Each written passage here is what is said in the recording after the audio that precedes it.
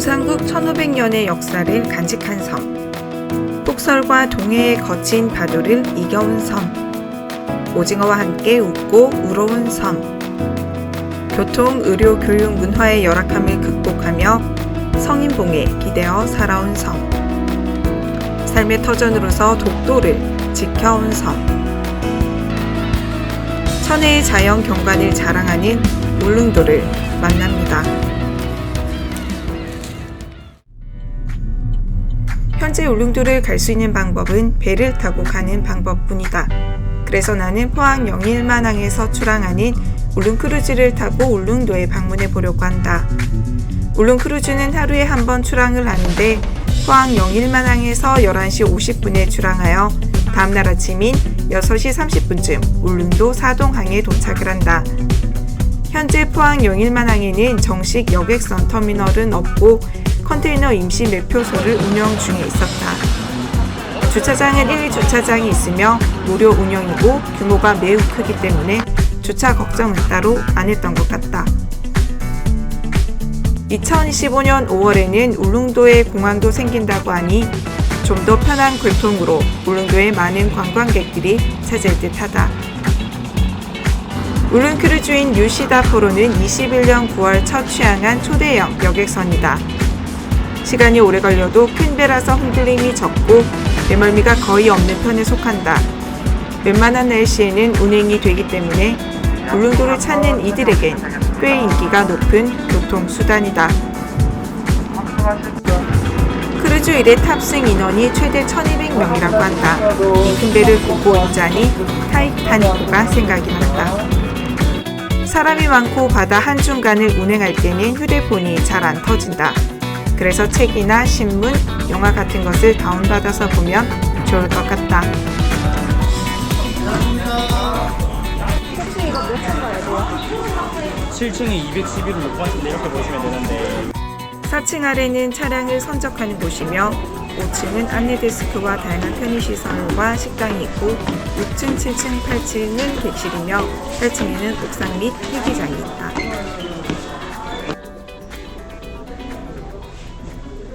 침대가 6개, TV도 있고 제가 1등으로 도착했습니다. 이렇게 제 자리는 6번. 샤워실도 있고 5층에는 울릉도 특산물로 빵을 만들어 파는 울릉 베이커리도 있고 커피 전문점도 있었다. 편의점도 있는데 카드 결제만 된다고 한다. 내가 좋아하는 소금빵도 구입해 보았다. 외부 간판으로 나가 보았다. 크루즈는 내가 생각했던 것보다 규모가 매우 컸다. 사방이 깜깜한 어둠뿐이었지만 배 한쪽의 파도를 보고 나니 내가 바다 한중간에 있다는 것이 조금은 실감이 났다. 같은 공간에 계셨던 어르신들이 사과를 나누어 주셨다. 사과 반쪽에서 사람 사는 정이 느껴졌기에 기분이 좋았다. 창밖으로 울릉도가 보인다.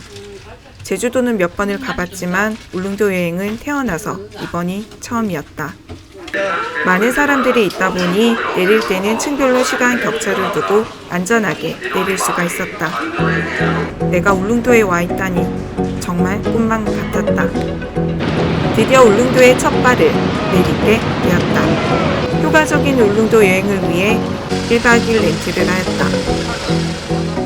울릉도 일주도로는 울릉도를 한 바퀴 도는 도로로 울릉도의 다양한 경관을 감상할 수 있는 코스이다.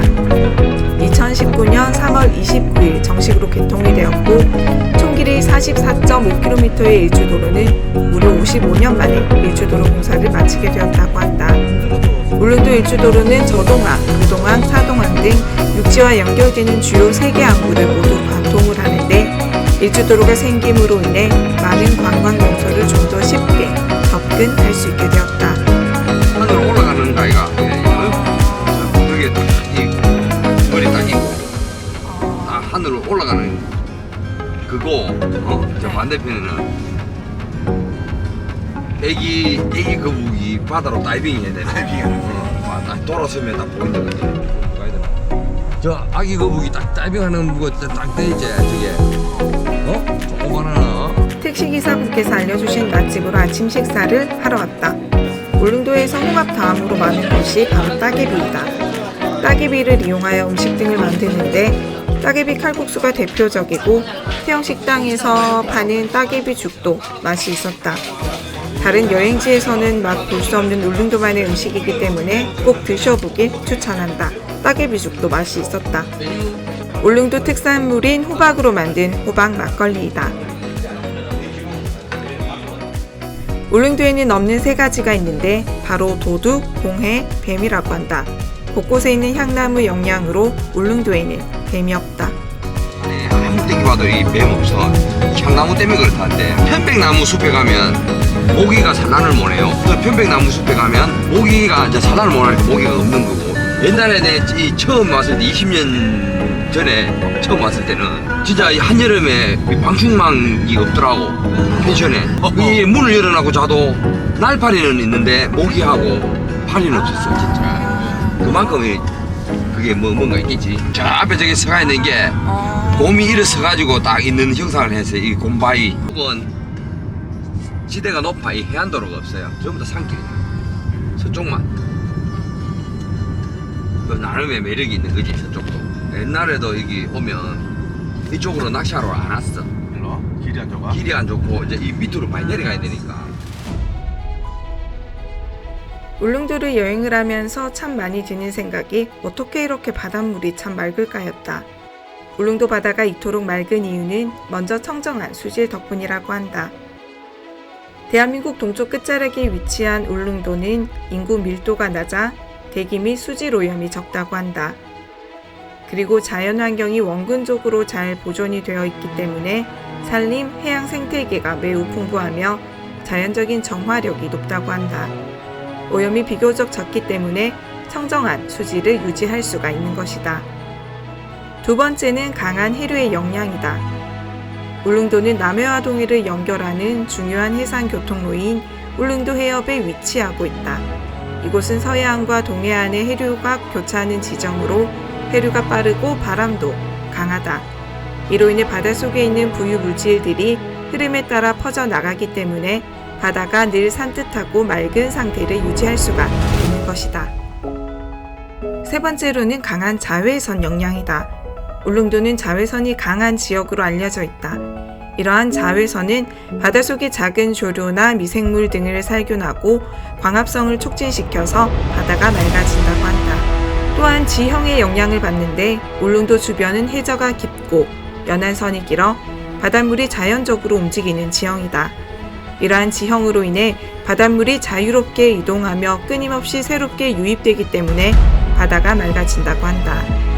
울릉도 주변 해역은 국가지정 해양보호구역으로 지정이 되어 있다. 이 모든 여건들이 잘 맞아떨어지기 때문에 울릉도의 바다는 유난히 참 맑은 것을 알 수가 있다. 든든하게 아침을 먹은 후 우리들의 베이스 캠프인 학포 야영장으로 이동을 한다. 학포 야영장은 백패킹을 다니는 캠퍼들 사이에선 꽤 유명한 곳이었다. 선착순으로 운영이 되어지며 마을에서 관리를 해서 그런지 매우 깨끗하였다. 가격도 저렴한 편이다. 데크가 상당히 컸다.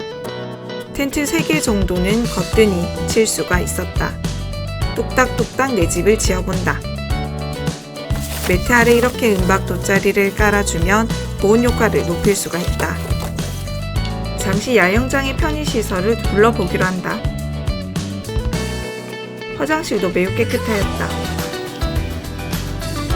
세척실에는 정수기도 있고 온수도 잘 나온다. 음식물 쓰레기통은 야영장 입구 쪽에 있기 때문에 따로 버려야 한다. 사진을 찍으며 각자만의 시간을 가져본다. 여행에서의 추억은 한동안 일상을 살아가는 데 있기에 큰 힘이 되어준다. 그리고 가까운 이들에게 이 소중한 순간을 사진으로 함께 공유해본다. 와이파이 잘 터집니까요? 와이파이가 잘 터진다. 5G.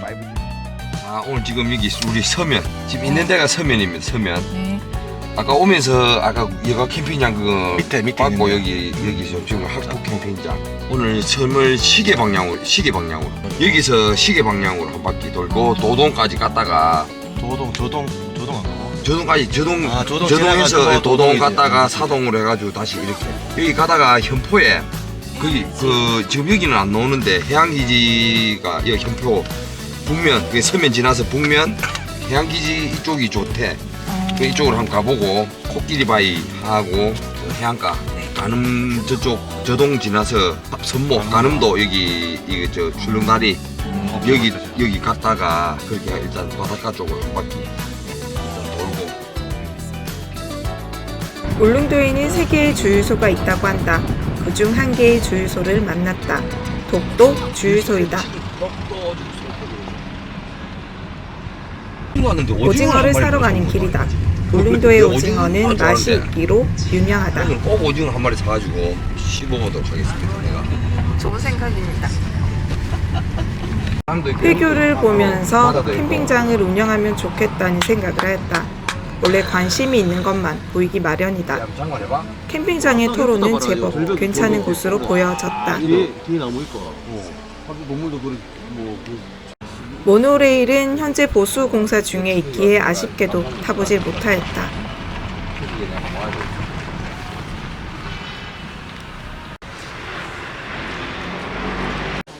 태아 오징어 태아 오징어 제일 알아주고. 울릉도에서는 요 동네가 쭉 오시다 보니까 제일 깨끗하잖아요. 네, 그렇지, 공기도 좋고. 구비구비 산길을 따라 다음 관광지로 이동을 해보려고 한다. 해안 일주도로가 생기기 전에는 이렇게 울릉도의 사람들은 산길을 넘어 다녔다.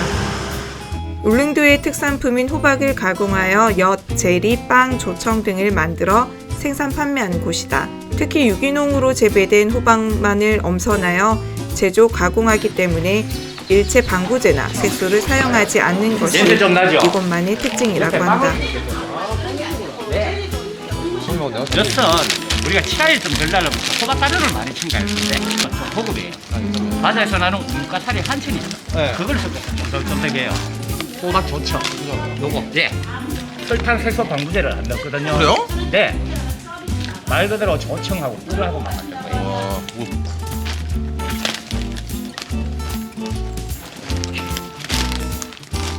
울릉도는 발걸음이 멈춰지는 모든 곳이 여행지가 되는 것 같다.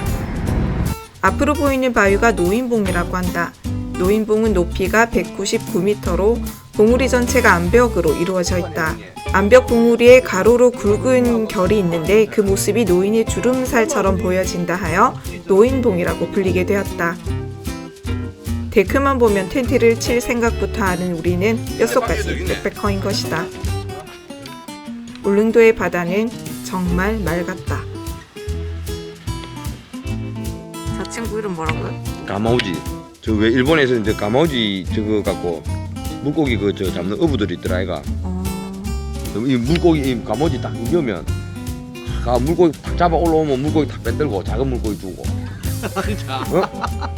어디다? 그래서 이름 가마우지라니까 이거. 울릉도에 암벽이 많은 이유는 지질적인 이유가 크다. 울릉도는 화산활동으로 이루어진 섬이다. 고대 화산활동에 의해 형성된 화강암체가 있는데 이 화강암체가 오랜 기간 동안 부식과 침식을 겪으면서 암벽을 형성하게 되었다. 이러한 요인들로 인해 울릉도는 다양한 모양과 높이의 암벽이 형성이 되어 있다. 자연의 아름다움과 천혜의 자연 경관은 울릉도를 찾는 이들에게 꽤나 매력적인 모습인 것이다.